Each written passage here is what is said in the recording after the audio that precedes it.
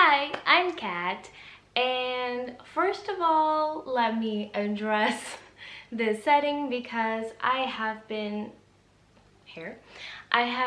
redecorating my room a little bit, so I'm really in love with this corner, but my window is right here, so I don't think this is the best lighting for a video, but still, I wanted to try it out, so if it's not the best, I apologize.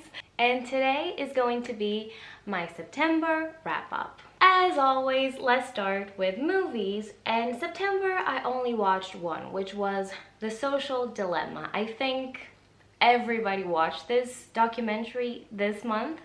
It came out this month. And I have to say I found it very interesting. I don't think it was a shock, really. If you've never read anything on the subject of social media and the internet, or if you've never seen any sort of documentary about it, I encourage you to watch this one. It is a good starting point. Next up, we have TV shows, of which I only watched one. I did watch a couple episodes of others, but I didn't finish any of them, so the only one that I watched from beginning to end was Rotten Season 1. Now this is a docu-series that is available on Netflix. You know already, I love those types of TV shows. I love docu-series on a specific topic. Love, love, love. And I absolutely love this one. So if you've never seen Rotten, or if you've never heard of Rotten, it is a docu-series that talks all about the food industry. It's incredible, very informative, and more, I think this year in particular, I have been more conscious and have been making more of an effort to understand the world that we and I live in, because I feel that we have everything so readily available to us that we don't really question where it comes from. Unfortunately, because of the whole pandemic that we are living through, certain things have not been so readily available to us, and so we question why. Why is it so hard for this thing to be on the shelves now? All industries demand people and resources, and this year, because of everything that is going on, I have been making more of an effort to understand how industries work. So this docu-series is just an extension of that. Then we get to stand-up specials, and this month I watched quite a few because while I was redecorating my room, while I was taking books off shelves and back on them again, I wanted something to play in the background, something to keep me entertained, and for some reason music was not what I really was needing at that time, so I turned to stand-up specials because I always have a good time watching those. So the first one I watched was To Me or Not to Me. The other one I watched or rewatched was Chris Rock Tambourine. I really enjoy this stand-up special. This is not new at all, but if you haven't watched it already, I encourage you to do so because it's really, really fun. Then I watched a Brazilian comedian who was new to me. I never heard of him, who is Afonso Padilha, and the name of the stand-up special is Classless, and this was really, really funny.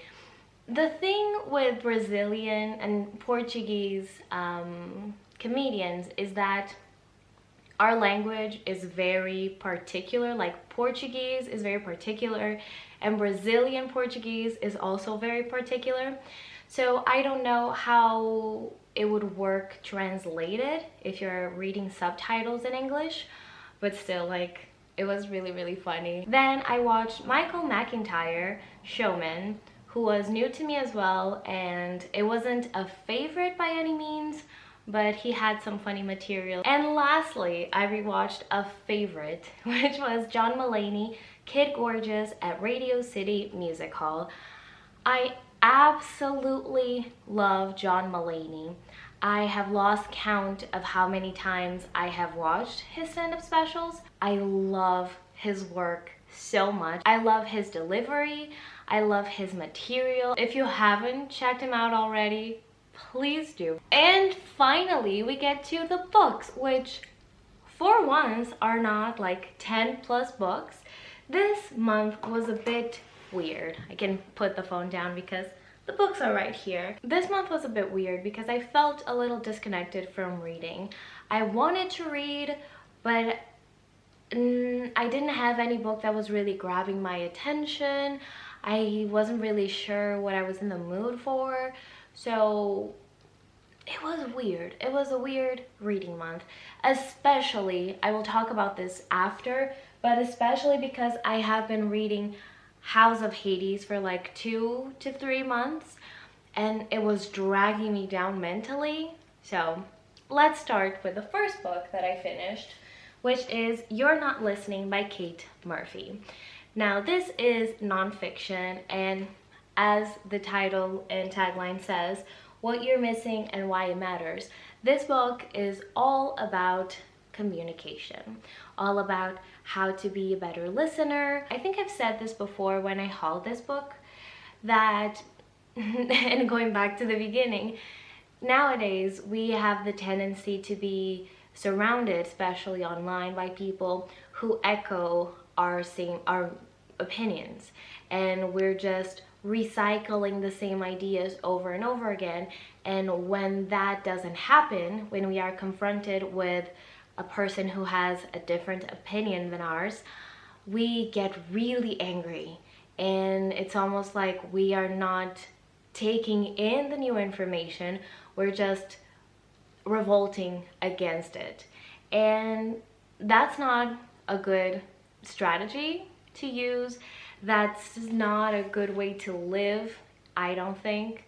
So it was very interesting to see like actual specialists and actual like professionals talking about being a good listener and how it is so important to have contact with people who have opinions that are different from our own. So for that alone, this was very interesting. I just have to say that the writing style was not my favorite, but still, the message was interesting. Moving on to Expectation by Anna Hope, which was so interesting, and I loved it so much more than I was anticipating. So once again, going back to my book haul, I will put it up here if you haven't watched it yet. So when I hauled this book for the first time, I didn't read the whole synopsis in the back. So I said that it was about 2 main characters. I was wrong. It is about 3 main characters.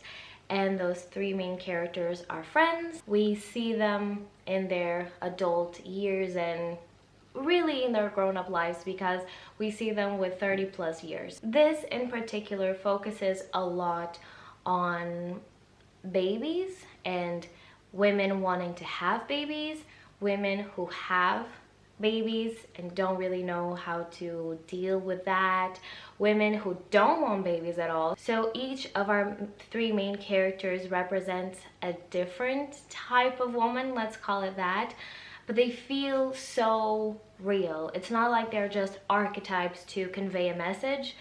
They are real people, and you can totally see what is going on with their lives. You can see the motivations behind everything that each of them does. I just absolutely loved this story. It felt so real, it felt so human, and it was just the perfect story at the perfect time. And I don't know what else to say about it. I don't think, quite honestly, that this will be for everyone, but I do have to say that I really enjoyed it. Then I wanted something quick, and I picked up this poetry collection, which is The Sun and Her Flowers by Rupi Kaur. And obviously Rupi Kaur is hugely famous for her other collection of poetry, which is Milk and Honey. I had read that before and I was a bit meh about it. I enjoyed some aspects of it. Some others were just like, this isn't much.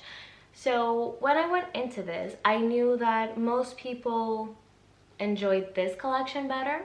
I really, really enjoyed this. If you were like me and you had read Milk and Honey and you weren't impressed with it, give this one a try. It's so beautiful. I cried a lot because I've been emotional. This one in particular talks about relationships, which is something that Rupi Kaur is known for.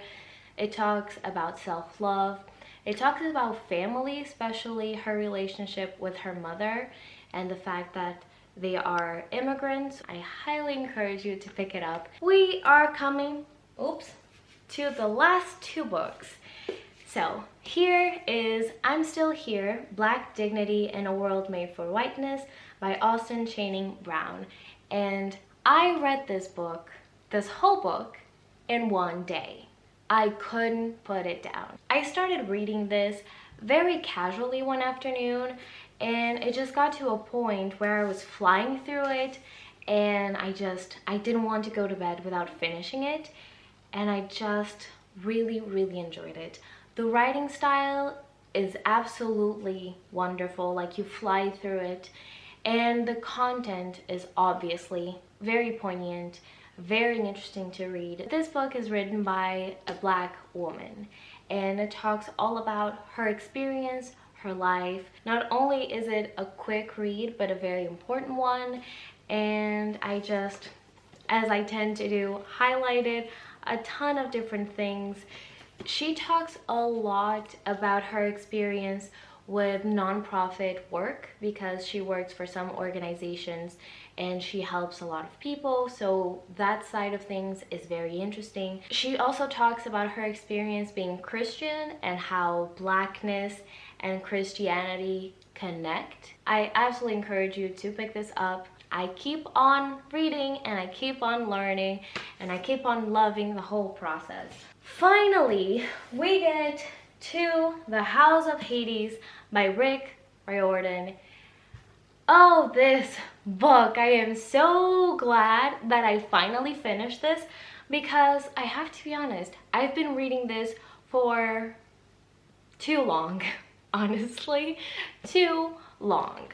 Now, as you know, I have been rereading the Heroes of Olympus series and I have been really enjoying it. Now I only have one book left in the series to see how things wrap up.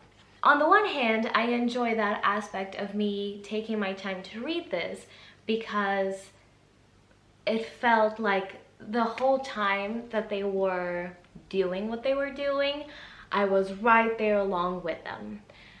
But on the other hand, it felt so tiresome because of everything that was going on in the story that it was just too much. And they were constantly fighting. That's the thing with these fantasy books, which I do love, but still, that they are constantly in peril and I just want them to sit down and be safe and be like okay. So for me, this was a task. Like they were on a quest and I was right there with them because I got to the end of this book tired. 5 stars, absolutely. This book was incredible. And I felt that in Mark of Athena, I was a bit underwhelmed with everything that went on. Here, I was in shock the whole way through. The way that Rick Riordan managed to write the story, everything that he put the characters through, and how they come out and came out the other end is just such stunning writing, such stunning plotting that I am in awe of this book. It was beautiful to see. I am preparing myself mentally and gathering my energy once again to read the final book. That's the video for today. Please tell me down below in the comments what was your favorite thing of September. I'd love to know, as always. What was your favorite movie? What was your favorite book? If you've seen or read anything that I've mentioned today, let's talk in the comments as well. And I hope you enjoyed today's video, and I'll see you next time. Bye!